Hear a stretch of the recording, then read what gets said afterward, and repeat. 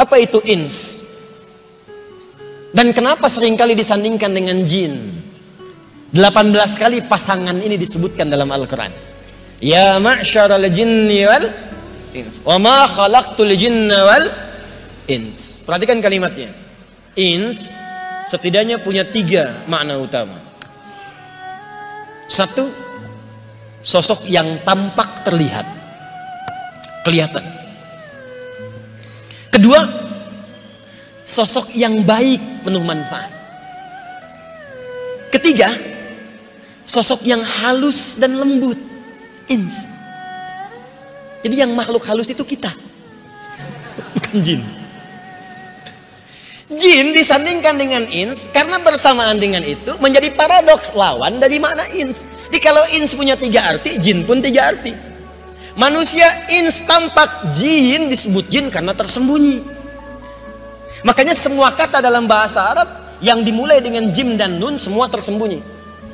Janin, jim dengan nun. Kenapa disebut janin? Karena tersembunyi di dalam perut ibunda itu. Jannah, jim dengan nun. Kenapa disebut jannah? Karena surganya masih tersembunyi, belum nampak pada kita sekarang. Jelas? Nah, jin sebagai penutup bagian pertama ini, kenapa disebut dengan jin? Karena fitrah penciptaannya tersembunyi, tak nampak dalam pandangan kita sekarang. Makanya kalau ada jin melakukan penampakan, itu jin sedang kena masalah, sedang keluar dari fitrah. Apalagi manusia-manusia pencari-cari penampakan jin, itu sedang penuh dengan persoalan, itu orang gak normal. Sebaliknya, jin tak tampak, manusia tampak, kelihatan. Ke kampus kelihatan, dosen muncul, di rumah kelihatan. Makanya kalau ada manusia yang senang sembunyi-sembunyi, itu artinya sama dengan bukan, sama dengan sedang keluar dari fitrahnya, sedang punya masalah itu. Ke masjid sembunyi-sembunyi, udah tahu ke rumah ada pintu depan lewat jendela, buka WhatsApp istri, suami sembunyi-sembunyi, pasti punya masalah. Karena itulah semua hal terkait dengan misi ini diberikan isyarat-isyarat, bahkan lewat penamaan-penamaan dan diksi-diksi khusus yang mendukung dan menguatkan makna khalifah tadi. Termasuk penamaan pada pelaku atau subjek misi ini sendiri yang dinamakan dengan manusia. Di antara namanya kita tadi sampaikan disebut dengan ins, yang sering disandingkan dengan jin. 18 kali pasangan ini disebutkan dalam Al-Quran. Ya ma'syaral jinni wal ins, wa ma khalaqtul jinna wal ins. Ins bisa berarti sesuatu yang tampak terlihat, jin tersembunyi. Ins berarti juga pribadi yang lembut, halus. Jin kasar. Karena itu tidak ditemukan jin yang lembut, ya, jin yang ramah. Tidak ada orang kemasukan jin jadi baik gitu. Punten Ustaz, abi badai ngiringan ngaos, kemasukan jin, mustahil.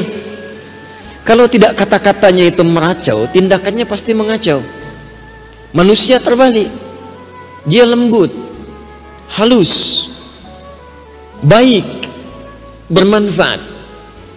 Karena itu semua hal yang disebutkan dalam Al-Quran terkait fungsi tubuh manusia, semuanya selalu mengarahkan pada yang baik-baik dan mencegah dari yang tidak baik. Pernah menemukan orang pintar yang keblinger? Banyak. Bahkan dewan pakarnya Firaun, dewan pakar namanya Haman, itu kan intelektual keblinger. Dan intelektual paling keblinger pertama itu namanya iblis. Iblis itu pintar, Pak, Bu, strateginya banyak. Kita mau sholat aja, itu semuanya dipetakan dengan baik. Itu dari sejak mulai wudhu, dia punya pasukan namanya Walhan. Walhan itu tugasnya membuat orang ragu-ragu kalau habis wudhu.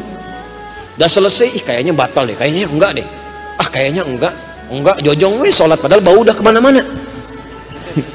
Walhan. Begitu mau takbir, beda lagi petugas yang kedua namanya khinzib. Ada yang menyebut khanzab. Jadi begitu anda mulai takbir, Allahu Akbar, fayaqulu syaitanu, maka khanzab berkata, menanamkan di benak kita, uzkur kadza, uzkur kadza. Ini yang menjadikan anda kalau sebelum takbir bisa fokus. Begitu takbir, lisannya Allahu Akbar, tapi di kepalanya handphone hu akbar, WhatsApp hu akbar, Facebook hu akbar. Itu Setan rumah, dasim. Setan pasar, ada setan pasar. Jangan dikira Anda ke pasar nggak ada setan. Ada. Itu yang membuat Anda pulang ke rumah teringat barang-barang di pasar.